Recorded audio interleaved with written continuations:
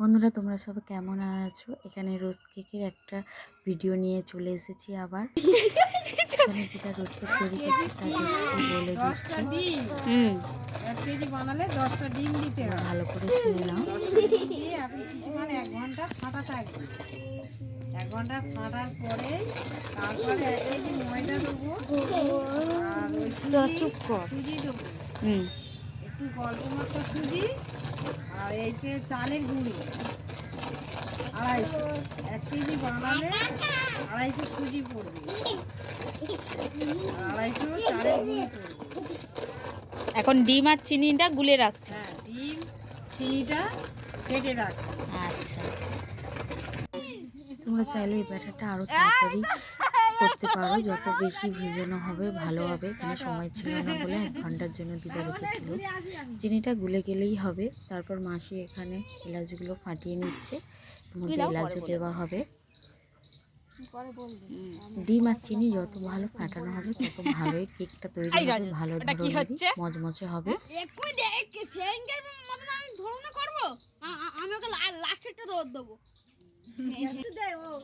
এলাচটা দিয়ে ভালো করে আবার ফেটিয়ে নিয়ে নিচ্ছে।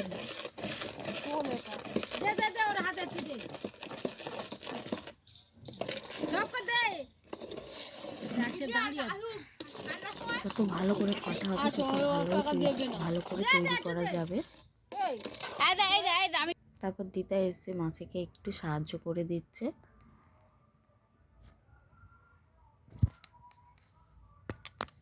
এখানে আমি কিছু ভিডিওর কথাও শেয়ার করেছি, আমি নিজেও বলছি।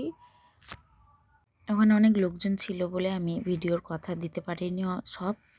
যেগুলো দিয়েছি সেগুলো একটু শোনো ম্যানেজ করে।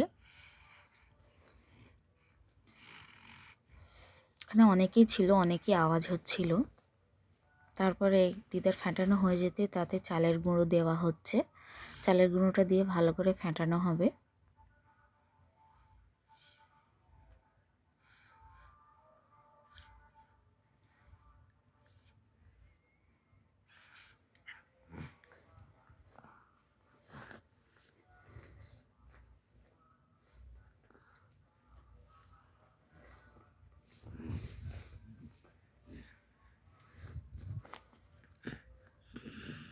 এখানে চালের গুঁড়োটা ভালো করে ফেটানো হয়ে গেছে। তারপরেতে ময়দা দেওয়া হচ্ছে।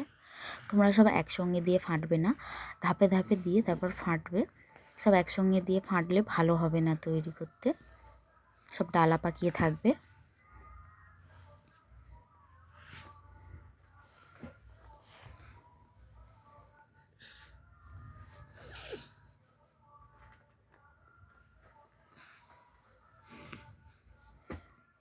আরেকটা কথা বলে দিই, এখানে মাসি আমুল দুধ দিয়ে তৈরি করছে। তোমরা চাইলে নারকেল কুঁড়ে যে দুধটা বের হয় সেই দুধ দিয়েও করতে পারো। সে দুধটা দিয়ে রোজ কেক তৈরি করা হয়, কিন্তু মাসি এখানে নারকেল খায় না বলে তাই জন্য নারকেলের দুধ দিল না। এখানে আমার জায়ের ছেলে খেলা করছে, আইসক্রিম নিয়ে খাচ্ছে, আর আমার মেয়েকে দেয় না। মেয়ে কাঁদছে, ভাইয়ের কাছে চাইছে দাও। ভাই না দিয়ে পালিয়ে যাচ্ছে বাড়িতে, ও দেবে না ওর দিদিকে, চলে যাচ্ছে ওই। তারপরে এদিকে মাসি দুধ দিয়ে আস্তে আস্তে গুলে নিচ্ছে।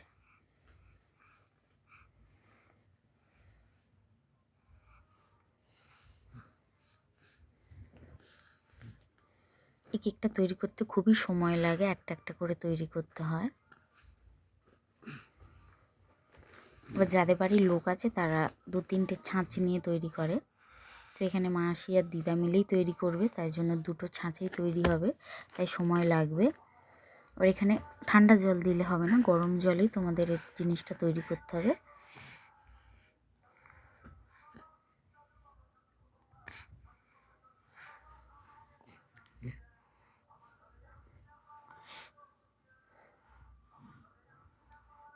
এই বোলেতে জিনিসটা ধরেনি, তাই আরেকটা বোলের মধ্যে কাটিয়ে নিয়ে পাতলা করে গুলতে হবে। এটা অনেকটা গাঢ় হয়ে গেছে, তোমাদের দেখানো হবে কতটা পাতলা করতে হবে।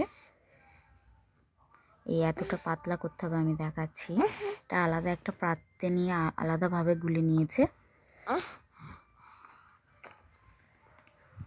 তারপরে এখানে মাসি আর মাসির ছেলে ভাজছে রোজ কেক। আস্তে আস্তে ছাঁচগুলো আগে তেলে গরম করে নিয়েছে, তারপর আস্তে আস্তে ব্যাটারে ডোবাচ্ছে আর দিচ্ছে। এখানে দেখো দুটো ছাঁচে তৈরি করছে।